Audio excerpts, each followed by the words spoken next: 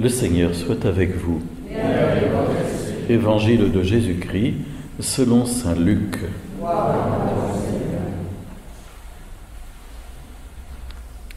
Le peuple venu auprès de Jean le Baptiste était en attente, et tous se demandaient en eux-mêmes si Jean n'était pas le Christ. Jean s'adressa alors à tous. « Moi, je vous baptise avec de l'eau, mais il vient, celui qui est plus fort que moi. Je ne suis pas digne de dénouer la courroie de ses sandales. Lui, il vous baptisera dans l'Esprit Saint et le feu. »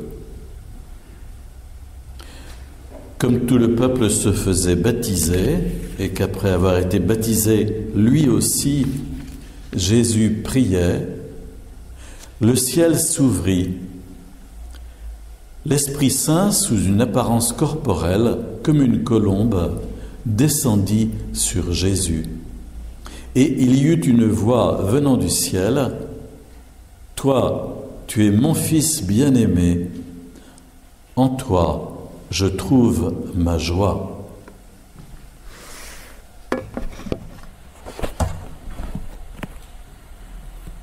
Acclamons la parole de Dieu.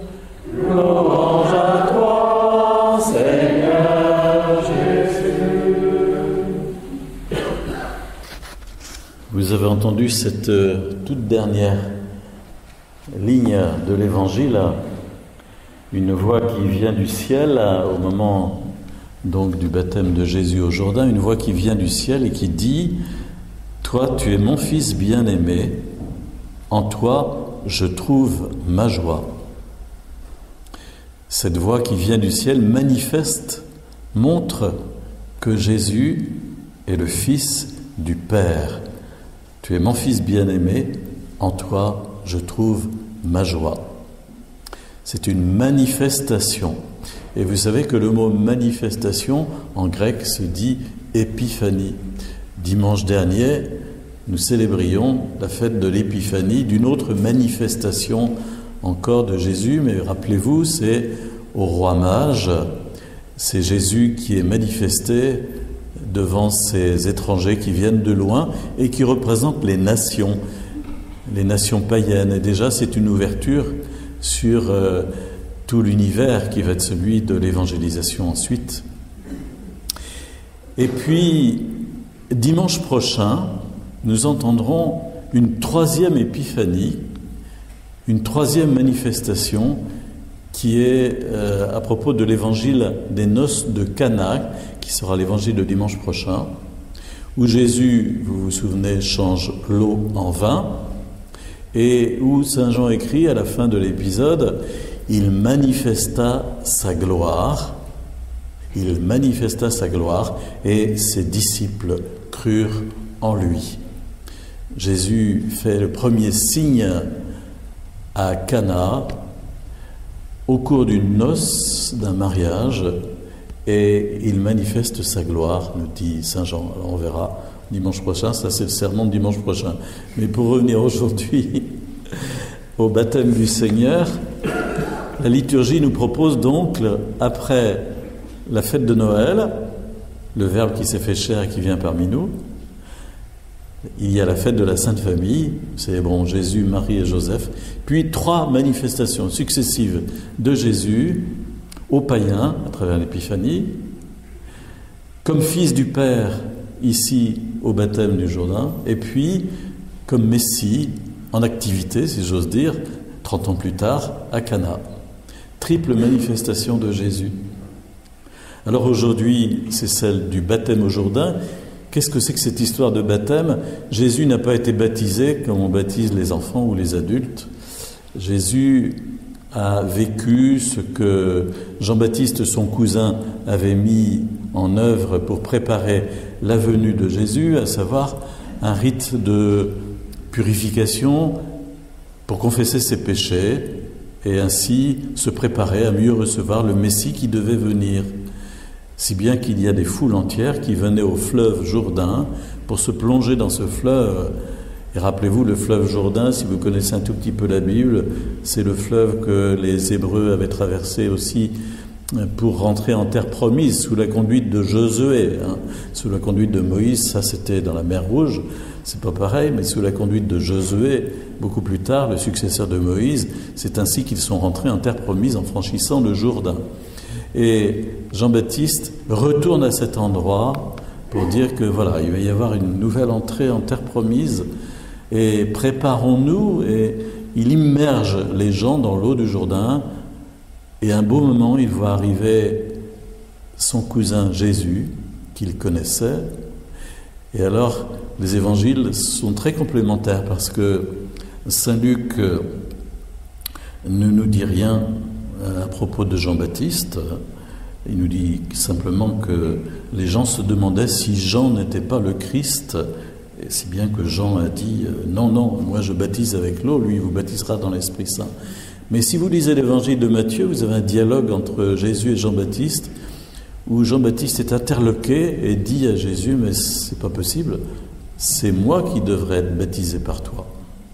Et Jésus lui dit « Laisse faire, laisse faire ». C'est ainsi qu'il nous faut manifester la volonté de Dieu, les œuvres de Dieu. C'est ainsi que ça doit se passer. Et Jésus prend la file derrière tout le monde, comme s'il était pécheur, alors qu'il est sans péché.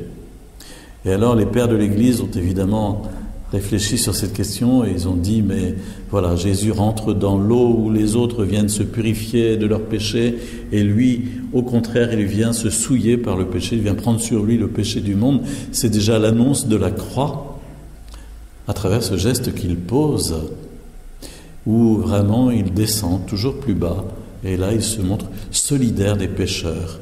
Il vient se mettre au rang des pécheurs. Lui qui est sans péché, c'est pour ça que Jean-Baptiste était effrayé en disant « Non, non, c'est plutôt moi qui aurais besoin ».